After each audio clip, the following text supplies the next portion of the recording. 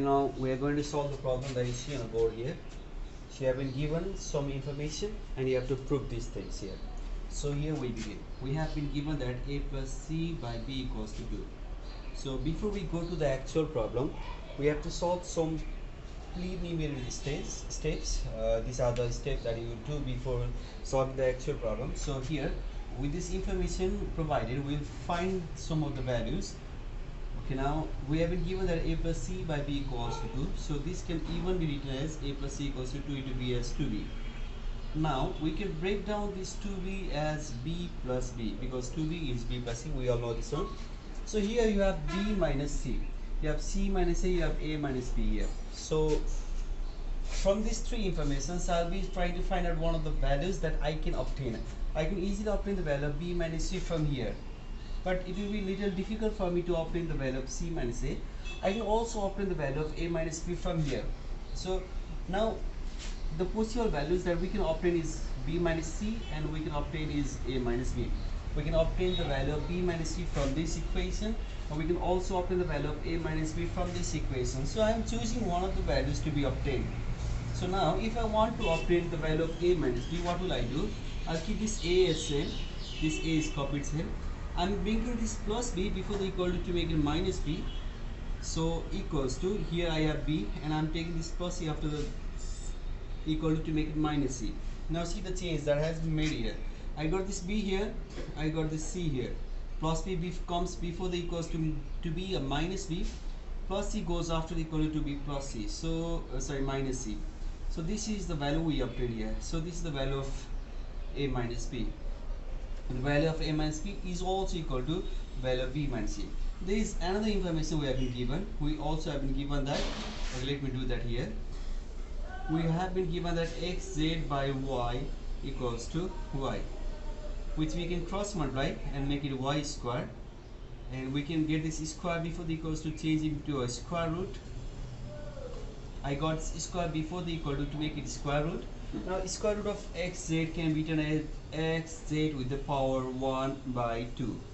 So we can write this thing. This is the value of y, with the value of y. Now if you are thinking how this root under xz came into xz with the power 1 by 2, we have a rule in the indices. The rule is that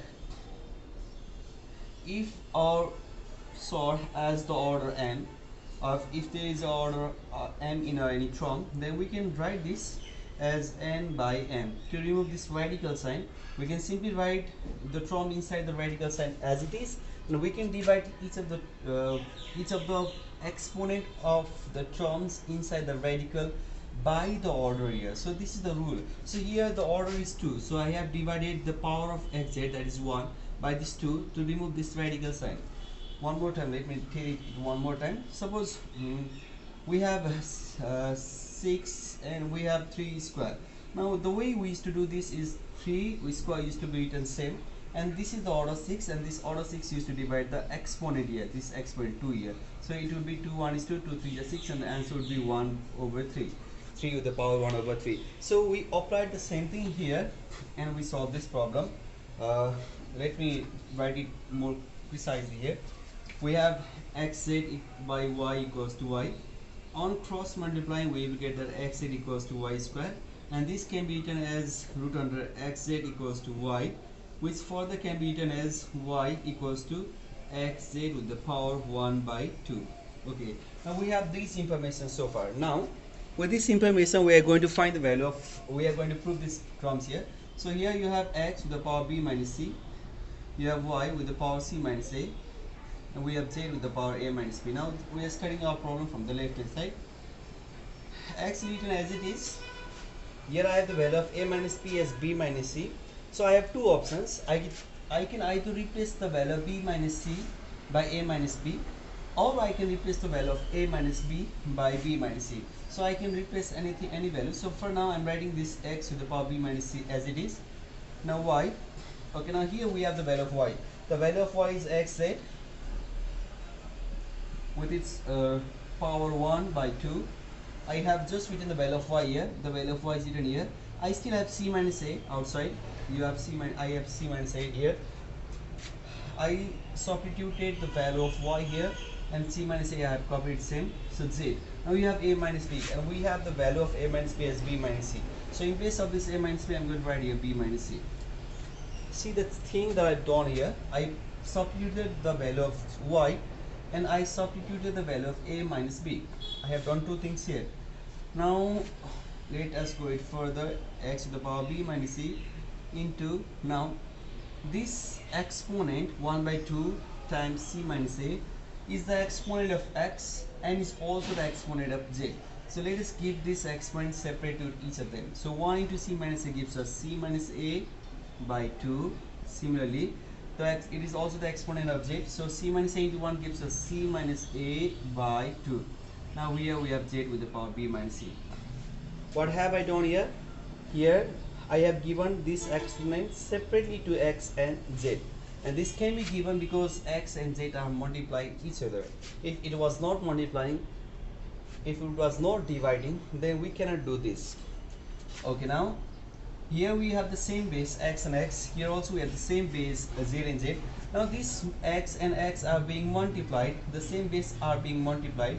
So we have a rule in indices that if the same base are being multiplied, then we add their exponent.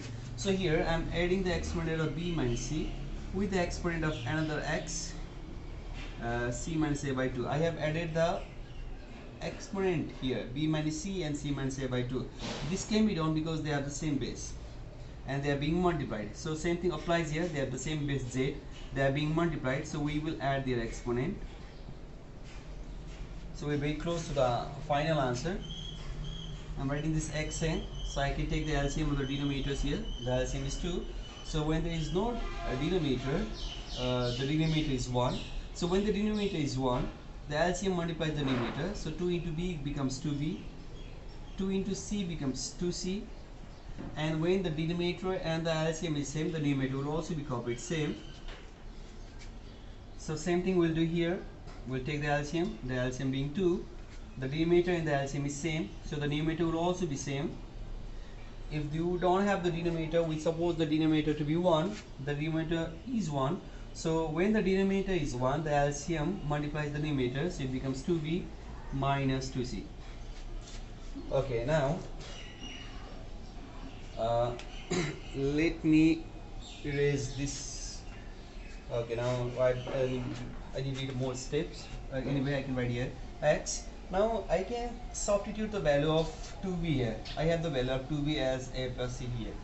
The value of 2b is a plus c here. So wherever I see 2b, I can see 2b here.